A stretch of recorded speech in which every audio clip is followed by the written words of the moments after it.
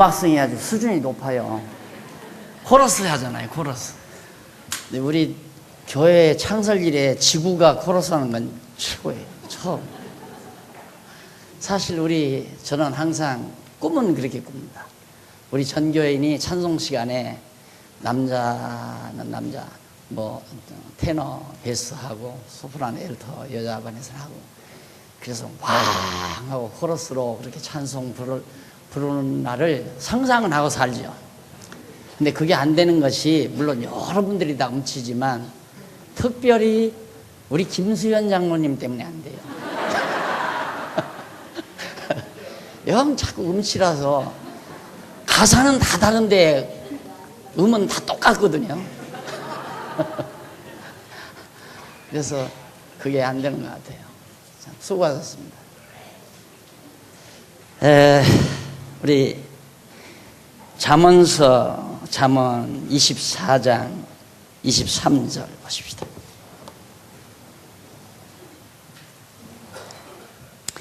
24장 23절 이것도 지혜로운 자의 말씀이라 재판할 때에 낯을 보아주는 것이 옳지 못하니라. 무릇 악인더러 옳다 하는 자는 백성에게 저주를 받을 것이요 국민에게 미움을 받으려니와 오직 그를 견책하는 자는 기쁨을 얻을 것이요 또 좋은 복을 받으리라. 25절까지 봉독했습니다. 지금 우리 계속해서 솔로몬이 아들에게 나라를 다스리시는 여호와의 섭리를 지금 가르치면서 통치에 대한, 나라 다스림에 대한 훈계 가운데 지혜롭게 다스려라 하는 훈계를 해주는 대목을 우리가 지금 살펴가고 있습니다. 그러니까 여호와 하나님께서는 어떻게 나라를 건실하게 통치해 가시는가? 지혜로운 통치자를 세워서 나라를 지혜롭게 통치한다는 얘기죠. 그러므로 장차 나라를 다스릴 아들 르호보암에게 너는 지혜롭게 나라를 다스려라. 그래, 나라를 다스리라 그렇게 명령했다고 해서 하나님은 명령만 하시고 명령 수행은 인간의 의지로 한다, 그 말이 아니에요. 하나님의 명령은 수행을 동반합니다. 하나님이 명령하시고 그 명령대로 행하도록 하나님께서 역사하신다. 그럼 성경에는 명령문이 참 많이 나오죠. 열심을 부모 주를 섬기라. 이런 말씀만 하나님이 우리에게 해 던지고 우리는 그 말씀을 듣고 내가 노력해서 열심을 품어가지고 주를 섬기는 일은 내가 해야 된다. 그것이 소위 신학적으로 알미니안주의라는 말입니다. 그런데 성경은 그게 아니고 열심을 품어 주를 섬기라 명하신 하나님이 열심을 품어 섬기게까지 역사하신다. 그게 이제 하나님이 하시는 일이거든요. 그러니까 열심을 품어 섬기지 아니하는 것은 아직도 하나님이 그렇게 안 해주신다는 얘기죠. 그러니까 그대로 육체의 정욕대로 살도록 버려두었다는 얘기입니다. 진리를 위해서 살고자 하는 열정이 안 생긴다는 말은 아직 나를 진리의 도구로 쓰시지 않으시겠다고 하는 하나님의 섭리가 배후에 있다는 뜻이에요. 그런데 내게서 자꾸 진리를 위해서라면 어떤 일도 하고 싶고 그 일에 대한 열정이 대단하게 일어나는 것은 내 의지로 되는 게 아니에요.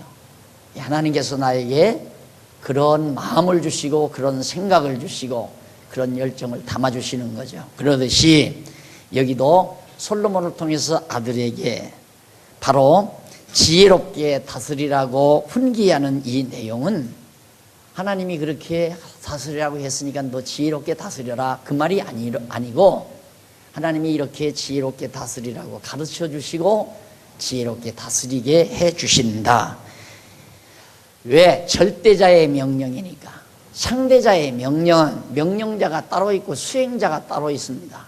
주인은 명령하고 종은 그 명령대로 수행해야 되고, 그것이 상대적인 인간 세계에서, 인간관계에서의 명령문이지만 종교적인 관계에서 신의 명령, 하나님의 절대자의 명령은 명령하시고 명령대로 수행케 하시는 그런 일방적인 절대적 기능을 하나님이 가지고 계시다. 그래서 결국은 남쪽 유다는 하나님께서 지혜로 다스리게도 하시고 때로는 어리석게도 하셔서 나라가 곤고한 날이 오게도 하고 형통한 날이 오게도 하고 똑같은 거죠. 가정도 그렇고 교회도 그렇고 하나님께서 교회를 편안하게 하시려면 지혜로 다스리게 해주시고 하나님께서 교회에 곤고한 날을 주시려면 지혜를 거두어 가주시고 그렇게 남쪽 유다도 그러잖아요.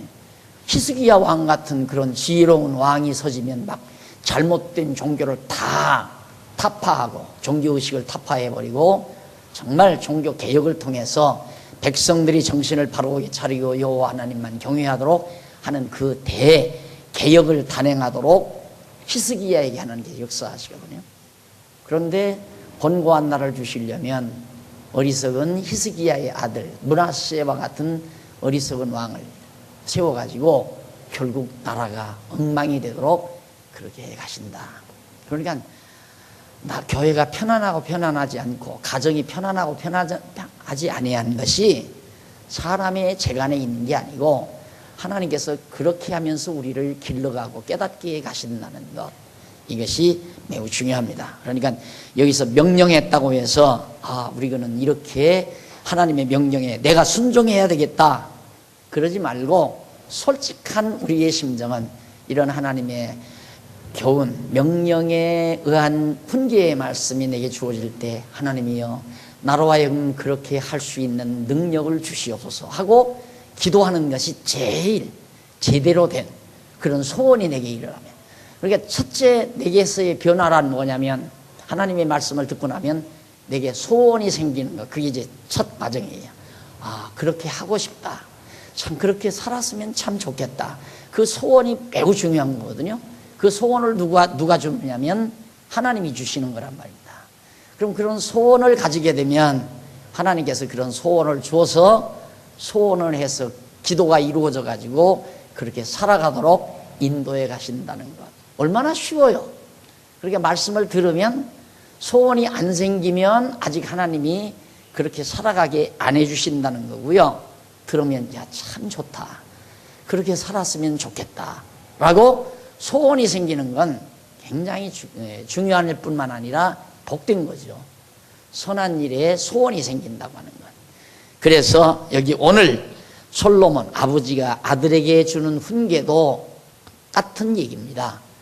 그래서 23절로 34절까지 보면 내용을 간단하게 요약하면 나라를 공정하게 다스리라, 공정하게, 공평하고 정당하게 다스려라.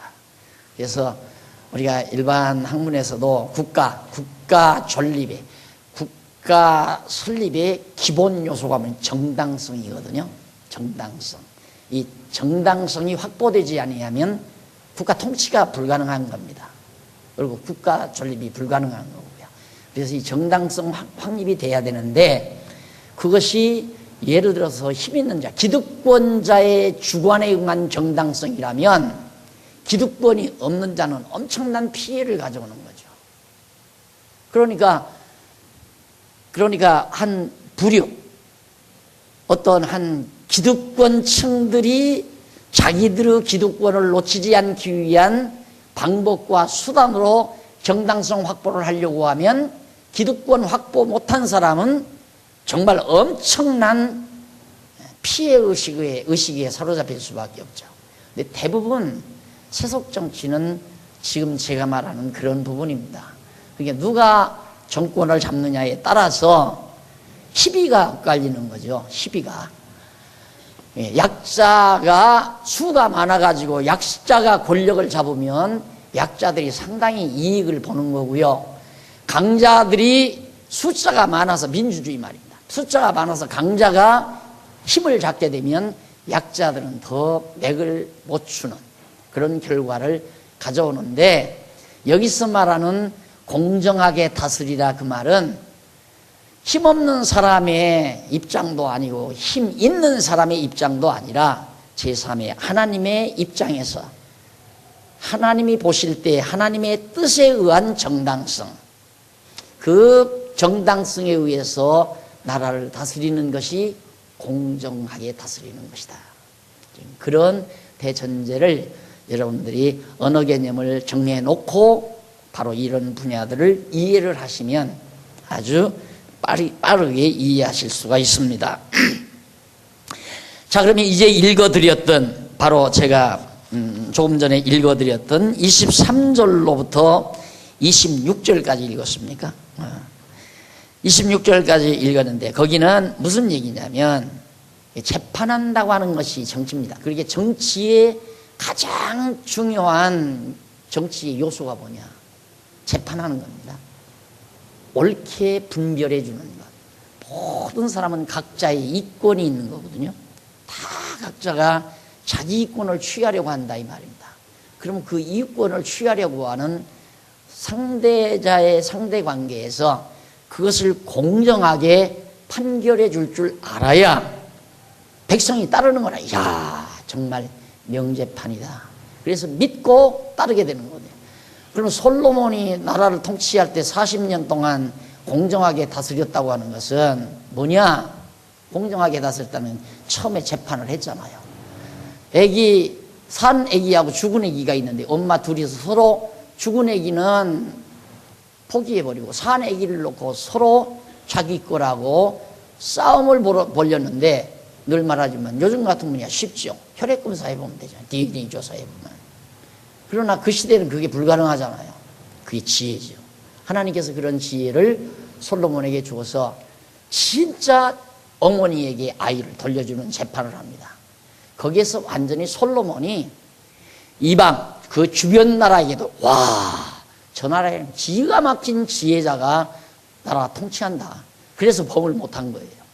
그리고 백성들도 솔로몬의 말이라면 껍벅하고 솔로몬의 말을 따르고 다스림을 받고 그러니까 나라가 평온할 수밖에 없죠. 그래서 그것이 솔로몬이 잘나고 똑똑해서 그런 거 아닙니다. 솔로몬아, 내가 너 뭘 줄까? 왕 되자마자 하나님이 밤에 꿈에 나타나서서 물었을 때 솔로몬이 이 백성 나에게 맡겼었는데 이 백성들을 다스릴 수 있도록 지혜를 주세요. 그때 하나님께서 됐다. 네가 장수도 구하지 않고 부와 영화도 구하지 않고 대적들의 멸망도 구하지 않고 가장 적절한 것을 네가 구했다. 그래서 지혜를 주었잖아요. 지혜는 하나님이 주관한다는 거 잠언서 처음 서두에서 배웠잖아요. 지혜를 주관하시는 여호와. 하나님이 지혜를 안 주면 어리석게 행동합니다. 지혜를 걷어가 버리면 다 미련함에 빠지게 돼 있어요. 반드시 빠져요. 지혜를 걷어가 버리시면. 아무리 똑똑해도. 지금 오늘 우리들이 지혜의 말씀을 배우지만 하나님께서 순식간에 지혜를 걷어가 버리면 누가 언젠가 그래요. 그 정말 자기는 경험을 했대요. 갑자기 맹해지더래요. 맹해지는데 아무것도 기억도 안 나고 그냥 머리가 붕 떠버리는데 이게 뭐냐 싶더래요. 조금 있으니까 총명이 다시 돌아오는데 이게 하나님께서 지혜를 걷어가신다는 게 바로 이런 건가 보다 이렇게 생각을 했노라고 엊그저께 누가 날더러 그러더라고요. 진짜예요. 하나님이 순식간 우리에게서 지혜 총명 걷어가 버리면 맹해집니다. 맹해지면 결국에는 여기가 작용 안 한다는 머리가 작용을 안 하면 가슴만 작용을 해요. 심장만 작용한단 말이에요. 핏덩어리만 작용한다 이 말이에요. 그러니까 결국에는 육체의 정욕으로 행동할 수밖에 없는 거죠. 이게 작용을 해야지. 머리가 작용을 해야지. 하나님께서 솔로몬에게 지혜를 줘서 40년 동안 대적들이 한 번도 안 쳐들어봤잖아요. 백성들이 아무 두려움 없이 평안하게 40년 동안 살았고요. 오직 지혜 때문에 그런 거거든요.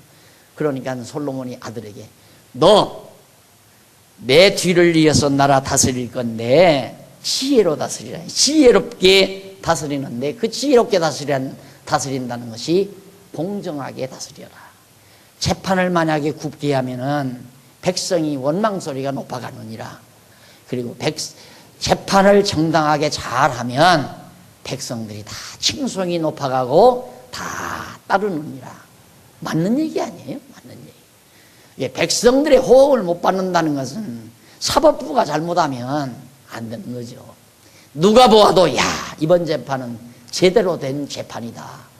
그런데 재판이 뭐 지금도 그러잖아요. 어떤 재판이 딱 끝났다 하면 한쪽에서는 참 잘됐다, 재판 잘했다. 근데 한쪽에서는 그것도 재판이냐? 이건 완전히 재판이 엉망이다. 그렇게 되면 이제 나라가 소란스러운 거죠. 그래서 인간 사회에서는 그런 재판이 어려운 겁니다. 다 안으로 굽게 돼 있죠. 그래서 여러분, 내가 정말 교회를 좋아하는 이유는 작게지만은, 부분적이지만은, 그래도 우선 두뇌 속에서지만은 해답을 가지니까, 아, 세상은 그럴 수밖에 없는 거구나. 이미 그걸 인정할 수 있는 머리는 되잖아요. 그게 알고 보니까, 아, 세상은 그런 거구나. 안 그러면 이 잡힌 주름살 3개, 4개 더 늘어나죠. 독설이 더 나고 막 입으로라도 풀어야 되니까. 안 그래요? 막 쌍소리가 막 나오고 막.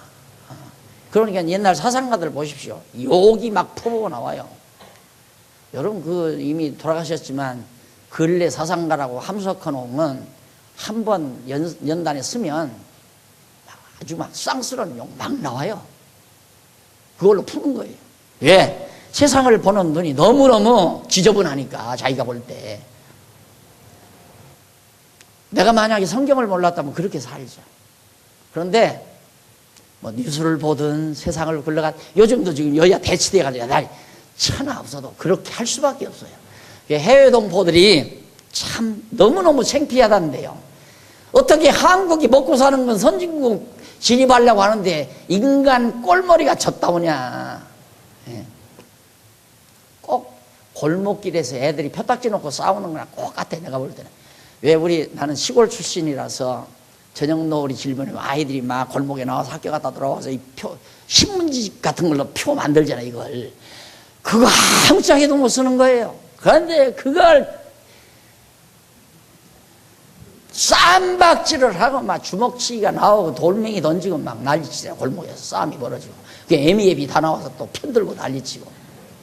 이게 꼭 그런 것 같아요. 난 국회가 꼭 옛날 시골 골목길 같았고. 안 돼요.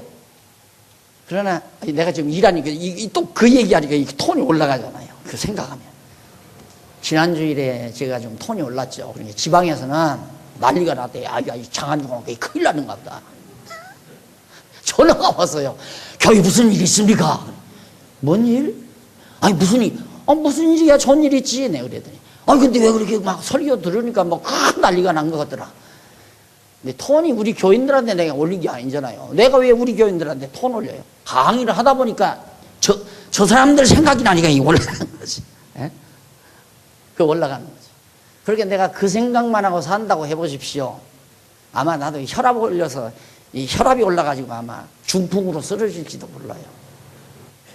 근데 해답이 있으니까 당연한 거. 세상은 다 그런 거. 뭐 세상이니까 그렇지. 누구든지 제 이익 챙기려고 그러지. 자기 이익 안 챙기려 할 사람이 어디 있어요. 그런데 교회에서까지 자기 이익을 챙긴다고 한다면 진짜 살맛 없죠. 진짜 살맛 없죠. 우리 모두가 함께 할 수 있는 마음이 없으면 교회도 성장이 안 돼요. 만약에 여기 지금 몇백 명 우리가 모이는데 자기 이익만, 자기 편의만 자꾸 생각하려고 한다면 교회 되겠어요? 안 되죠. 우리들의 유익, 우리들 모두가 함께 기뻐하고 함께 좋을 수 있는 길을 주님의 하나님 앞에서 같이 추구해 갈 때 아름다운 교회가 이루어지는 거거든요. 그런데 이제 같이 이렇게 예를 들어서 10명이 하다가도 좀 얄미운 사람 있잖아요. 살살 눈치학견만 하고 남에게 짐만 지우고 자기는 짐도 안 지려고 하다가 화나는 거예요. 예를 들면 우리 요즘 뭐 쉽게 한 걸비스 뭐 또 여전도에서는 청소, 변소 청소 그러고 하는데 누가 변소 냄새 나는 데 가서 이러면서 청소하고 싶은 사람이 누가 있어요? 다 다 집어들고 똑같이 그것도 자기네들 여자 변소만 청소한다면 또 몰라. 남자들 키키 냄새나는 변소를 왜 여자들이 와서 여자들이 와서 그걸 청소를 왜 하겠어요? 이 앞치마로 그러고 있는데 슬슬 잔디밭이나 뒤찡기고 돌아다니는 그런 회원이 있다면 아이고 저 인간은 뭐로 와서 밥만 죽이고 사람 열불나게 저러는가. 그게 방해꾼이라 이 말이에요. 방해꾼. 그게 색출하자 이 말입니다. 교회를 제대로 하려면 색출해 내버려야 돼요. 개인적인 그 사람은 그 무리에서 그냥 놀아라 이 말이에요. 자기들 무리끼리 그 성장할 때까지 우리 공동 함께 기뻐할 수 있는 마음이 열릴 때까지 그 무리 안에 들어오면 안 돼요. 그럼 방해꾼이 되니까. 그래서 그게 그래도 지금 많이 됐잖아요. 우리가 이제 막 투명한 교회 재정관리, 그 다음 이 공동회의 의사자료 이런 것들에 의해서 그대로 우리 교회가 조용했잖아요. 아주 조용했잖아요. 그런데 그 전에는 전혀 교회에 도움 안 되는 사람들이 교회 여론을 다 주관하고 살았어요. 그걸 참 말도 못하겠고 내가 그거 개인적으로 지적도 못하겠고. 근데 사실 공개 나오니까 쥐 죽은 듯이 사라져 버렸잖아요. 싹 사라져 버렸어요. 하루아침에. 그대로 조용하잖아요. 지금도 말 많으면 자기 커버하려는 거예요. 자기 커버하려고 안 하는 사람 말도 없어요. 말 많고 남 비난 많이 하고 하는 건 공연히 자기가 대단하게 교회를 사랑하는 것처럼 보이기 위해서. 그거 다 드러나는 거죠. 그래서 공정하게 나라를 다스리라고 하는 것은 하나님의 뜻에 따른 판정을 해라. 개인의 이익을 추구해서 저 사람은 나하고 이웃집이니까, 나하고 동약이니까, 나하고 동창이니까, 사법고시 저 사람은 나하고 동기다. 저 사람은 나하고 고등학교 동창이다. 그러니까 그거에 의해서 재판을 굽게 하거나 안으로 팔을 굽거나 이래가지고 지금 나가 떨어진 검사들 많이 있잖아요. 요즘. 그거 안 한다면 거짓말입니다. 인간 사유는 다 하게 돼 있어요. 반드시 하게 돼 있어요. 그러니 그런 세상에서는 결국 전쟁이 일어날 수밖에 없잖아요. 폭동도 일어나고 전쟁도 일어나고. 그래서 정말 참 주옥 같은 말인데 공정하게 다스려라. 누구를 기준으로 한 공정이냐. 권력자, 기득권자를 위한 것도 아니고 약자를 위한 것도 아니고 오직 하나님의 뜻에 근거한 공정. 이것이 매우 중요하다. 그래서 무릇 24절 악인대로 옳다 하는 자는 백성에게 저주를 받을 것이요 국민에게 미움을 받으리라. 분명히 잘못했는데 옳다 이거예요. 그러니까 이런 얘기입니다. 시국 강연이 되니까 제가 안 하지만 여러분들은 다 알걸요. 뻔하잖아요. 무전 유죄, 유전 무죄. 돈 많으면 무죄, 돈 없으면 그냥 가서 형사를 해야 돼요. 배고파서 어떻게 그냥 돈 잔발잔 얘기 있잖아요. 빵집, 잔발잔. 똑같은 거예요. 지금도 똑같은 거예요. 별스럽지도 않아요. 그 자전거 하나 호기심에 훔쳐서 탈 수도 있죠. 그거 훔쳐서 탄 놈은 탄 놈이 아니라 탄 양반은 가서 형을 살아야 돼. 몇 년 강도죄로.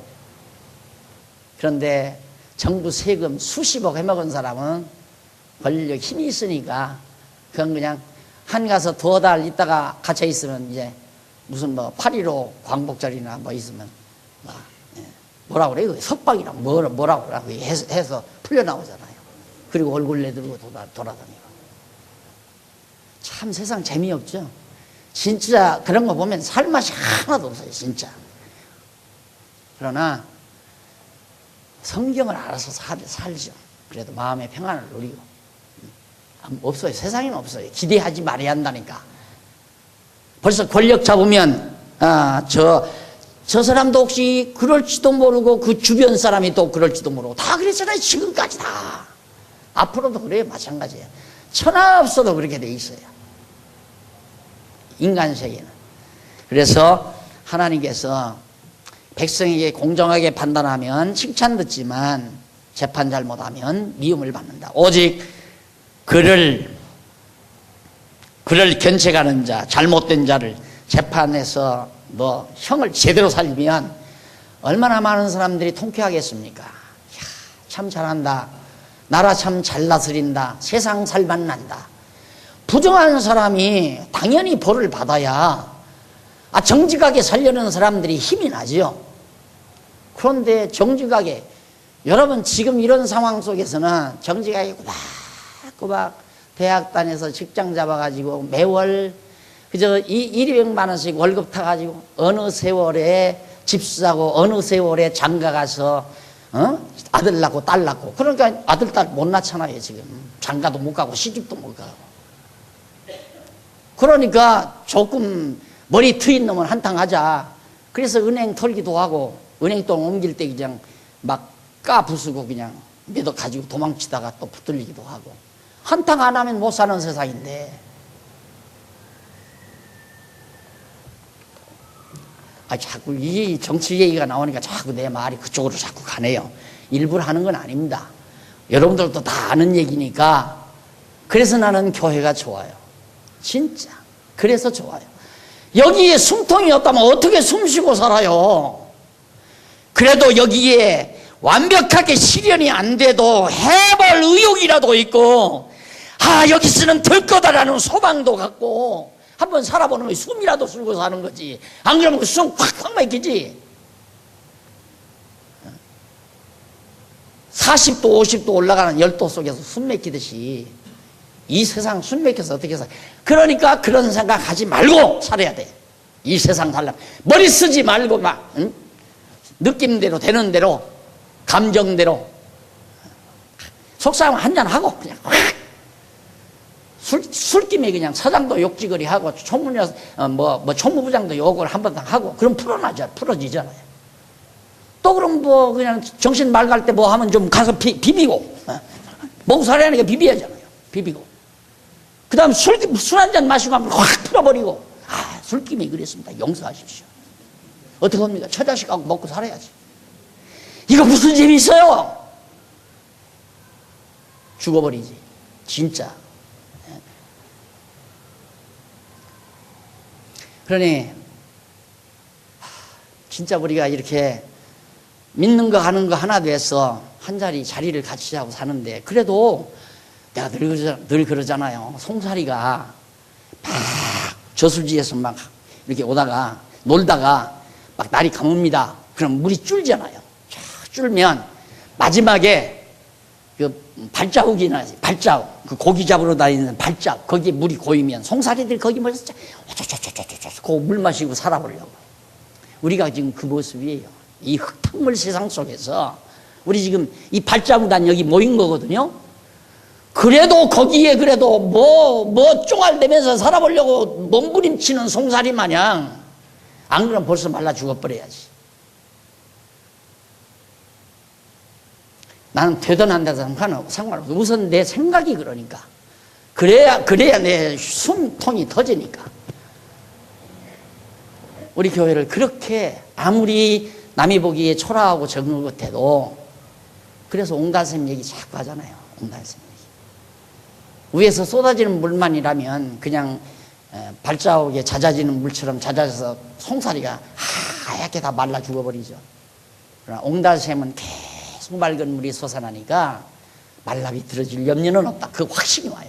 얘는 안 말라 비틀어진다. 비록 작아도 절대 말라 비틀어지는 법은 없다. 그래야 뭔가 생각을 하면서 살죠. 안 그러면 생각하면 할수록 고통스러워서 못 산단 말입니다. 그러니까 그냥 수단방어 가리지 말고 벌어서 먹고 싶으면 먹고 놀고 싶으면 놀고 즐기고 싶으면 즐기면서, 화나면 한잔하고 그냥 확 풀어버리고, 그리고 위기에 몰리면 한번 싹싹 빌고 살살. 그러면서 적당히 세상 살다 가는 거지 뭐. 안 그래요? 우리 지금까지도 그렇게 살아왔고.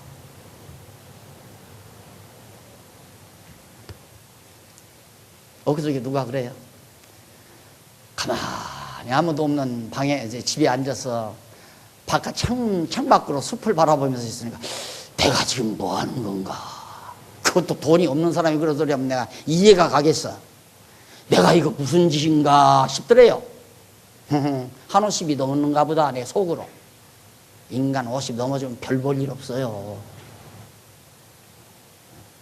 우리가 이 세계를 놓치면 진짜 별 볼 일 없어요.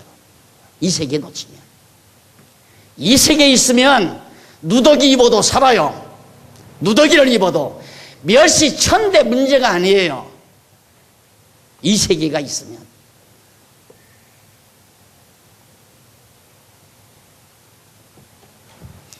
오직 그를 견제하는 자는 기쁨은, 그러니까 악인들을 벌을 주고 형을 살리고, 그다음 27절 내 일을 밖에서 다스리며 밭에서 예비하고 그 후에 내 집을 세울지니라. 그러니까 이제 저 공자는 뭐 수신제가 치국평천하 이렇게 얘기했죠. 그런데 여기는 그 반대예요. 저 밖에서 넓은 세계로부터 딱 정리해 놓고 그 다음에 내 집을 세우라 이 말입니다. 옳은 말 아니에요? 진짜 옳은 말이죠.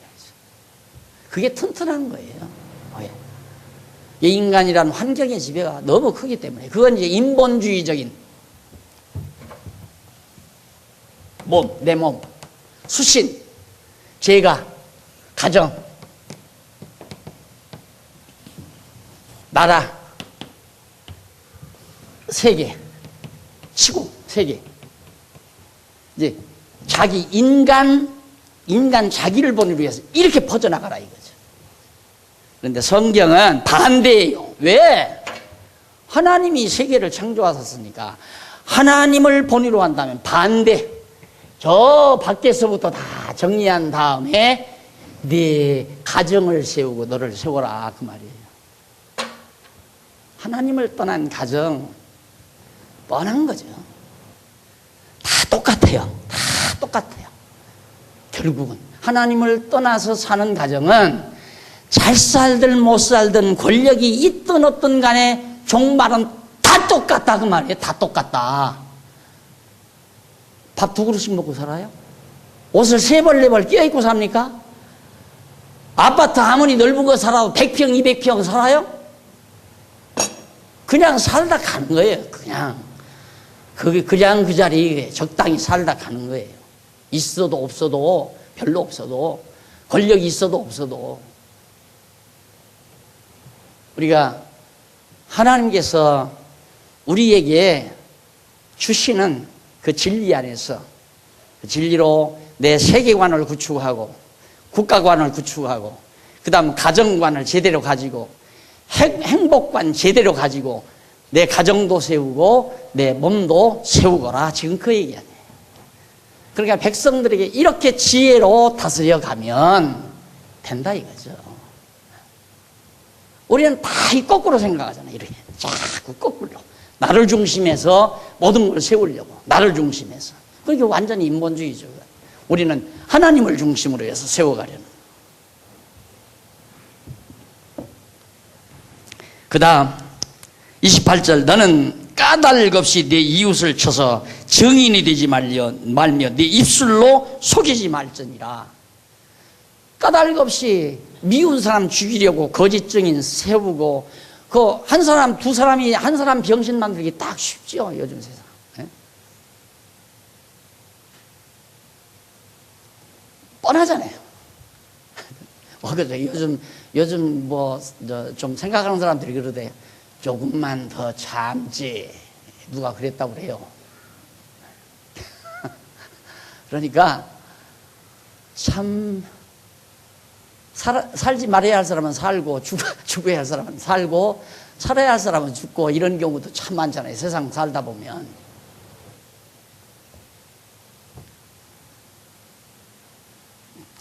(29절) 너는 그가 내게 행함같이 나도 그에게 행하여 그 행한 대로 갚겠다 말하지 말지라. 원수도 갚으려고 생각하지 말라 이 말이에요.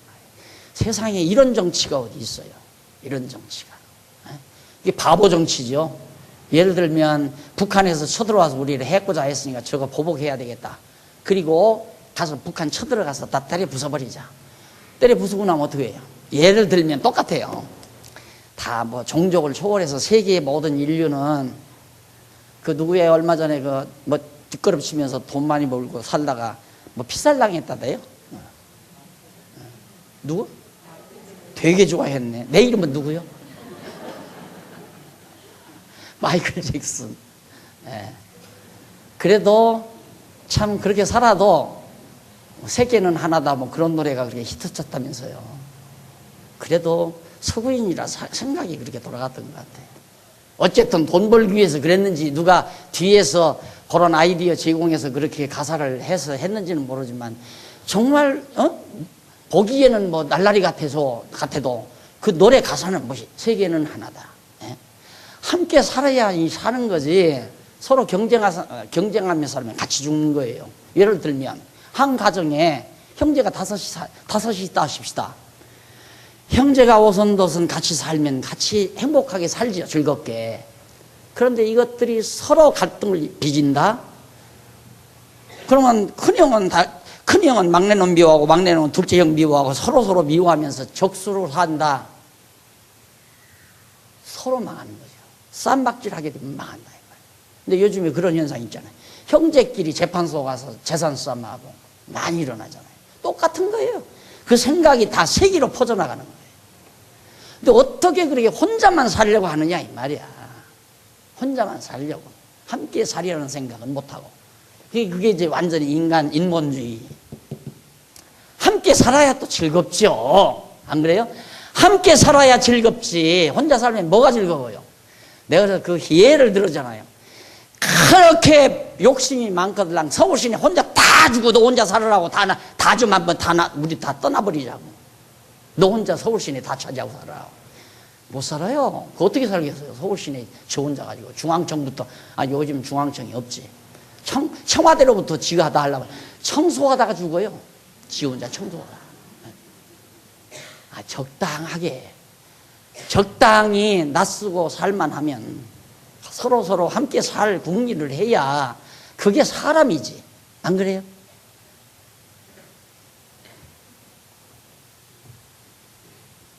너는 까닭 없이 네 이웃을 쳐서 증인이 되지 말지라. 또 원수 갚을 생각도 하지 말라. 내가 증왕의 게으른 30절 내가 증왕이죠? 증왕의 게으른 자의 말과 밭과 게으른 자의 밭과 지혜 없는 자의 포도원을 지나며 본즉 가시던 풀이 퍼졌으며 거친 풀이 지면에 덮였고 돌담이 무너졌기로 내가 보고 생각이 깊었고 내가 보고 훈계를 받았었노라. 내가 지금 방금 한 얘기. 서울시내 지 혼자 다 가지고 살아봐라. 다 여기저기 건물들을 폐허되고 들짐승들 여기저기 구석구석 골목에서 튀어나오고 다 회파되고 솔로몬이 그거 보고 생각이 참 많았다.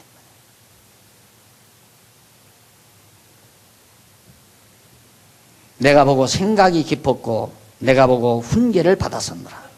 네가 좀 더 자자 좀 더 졸자 손을 모으고 좀 더 눕자 하니 네 빈궁이 강도같이 오며 네 곤핍이 군사같이 이르리라 하고 마지막 34절에서 그런 교훈이 나옵니다. 여기서 우리는 이제 게으르고 좀 더 자자 그런 얘기가 나오는데 우리 46페이지 4346페이지 밑에서 일곱째 줄 뒷부분에 보면 그래서 나오죠. 그러니까 폐허된 농장을 뭐 일할 사람 없으니까 다 폐허되죠. 그러니까 요즘 농촌 찾아보면 막 그 논들이 다 경작을 안 해가지고 갈대가 우거지고 막 차풀이 우거지고 하는 동네들이 많아요. 그 벌써 이게 폐촌이죠. 그 정도 되면 집들도 빈 집이 막 여기저기 늘어나고 빈집 늘어나면 벌써 거기에는 오만 병균이 서식하게 돼 있고요. 여러분 방 비워놓고 여행 갔다가 한 열흘 만에 돌아와 보십시오. 벌써 그 방 안에 그냥 들어가면 안 돼요. 거기는 반드시 소독하고 들어가야 돼요. 왜? 그 인체라고 하는 게 대단한 겁니다, 여러분. 인체가 늘 드나들면 병균이 우리 인체에서부터 저항력이 나가거든요. 그러니까 괜찮은데 며칠 비워놓으면 벌써 곰팡이 쓴다고요. 조금만 스키 차면. 그러면 이제 병균이 서식하고. 왜 빈집 함부로 들어가는 거 아니죠. 네, 거기 이제 7째 줄 보면 그래서 솔로몬은 아들에게 네가 좀 더 자자 좀 더 졸자 손을 모으고 좀 더 눕자 하므로 네 빈궁이 강도같이 오니 네 곤핍이 군사같이 이른다고 그렇게 했는데, 이는 솔로몬이 아들에게 장차 다윗 왕가의 왕위에 오르게 되면 백성이 평안하게 살아가도록 나라를 부지런히 잘 다스리라는 뜻을 비유해서 말하는 거죠. 왕이 되니까 이제는 됐다, 편안히 살자. 에?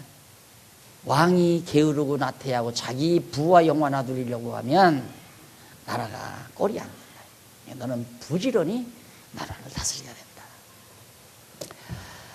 자, 이렇게 해서 일단 24장까지 우리가 지혜롭게 다스리라는 그런 내용의 훈계를 들어봤습니다. 다음 시간에는 48페이지 4348페이지 한쪽 가로 2번 미련한 자 경계할 것을 훈계합니다. 미련한 자, 지혜롭지 못한 자를 너 조심해라. 근데 참 그거 쉽죠. 왜 쉬우냐면 지혜로운 자는 이렇게 접근에 들어가죠. 그렇죠? 이렇게 접근에 들어가요. 하나님부터 출발을 해요. 신, 지혜로운 자는. 네. 미련한 자는 자기로부터 시작해요. 그래서 유혹당하기가 참 쉽단 말입니다. 나 좋게 한다는데 유혹한다는 사람이 어디 있어요? 나를 좋게 한다는데. 거기에 이제 넘어가 버리고 말거든요. 야, 그렇게 하면 참 내가 좋겠다. 그래서 넘어가는 거거든요. 그렇게 하면 정말 하나님의 기쁘신 뜻에 합당할까라고 생각하는 게 아니라, 야, 그렇게 하면 참 내가 좋겠다. 이러니까 넘어가거든요. 그래서 미련한 자를 경계해야 네가 나라를 올바로 다스릴 수 있다. 기도하십시다.